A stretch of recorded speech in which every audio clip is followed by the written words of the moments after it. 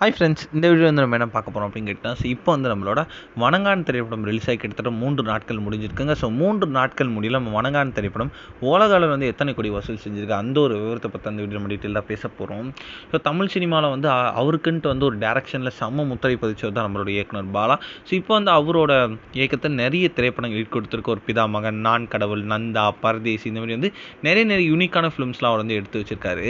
So இவரோட இயக்கத்தில் வந்து கடந்த வாரம் ரிலீஸ் ஆன திரைப்படம் தான் வணங்கான். ஸோ இந்த திரைப்படத்தை வந்து அவரோட ஃபர்ஸ்ட் சூர்யா தான் நடிப்பில் வெளிவர இருந்துச்சு. ஆனால் சில பல காரணங்களால் அவர் வந்து இந்த திரைப்படத்தில் வந்து விலகி விட்டார். ஸோ அதுக்கப்புறமா அருண் விஜய் வந்து இந்த திரைப்படத்தில் வந்து ஹீரோ ரோலில் வந்து பண்ணியிருந்தாங்க.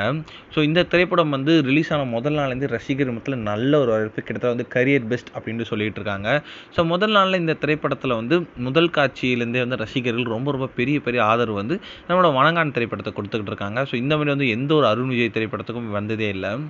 இதில் வந்து இப்போ வந்து நம்மளோட வணங்கான் திரைப்படம் 3 நாட்களில் கடந்திருக்கு. ஸோ இந்த திரைப்படம் வந்து உலகளவில் வந்து எத்தனை கோடி வசூல் செஞ்சிருக்கு அந்த ஒரு விவரத்தை பற்றி பார்த்தோம்னா, கிட்டத்தட்ட வந்து உலகளவில் 5 கோடி வரைக்கும் வந்து நம்மளோட வணங்கான் திரைப்படம் வந்து வசூல் செஞ்சிருக்கு அப்படின்றது இப்போ வந்து அஃபிஷியல் நியூஸ் வந்திருக்காங்க.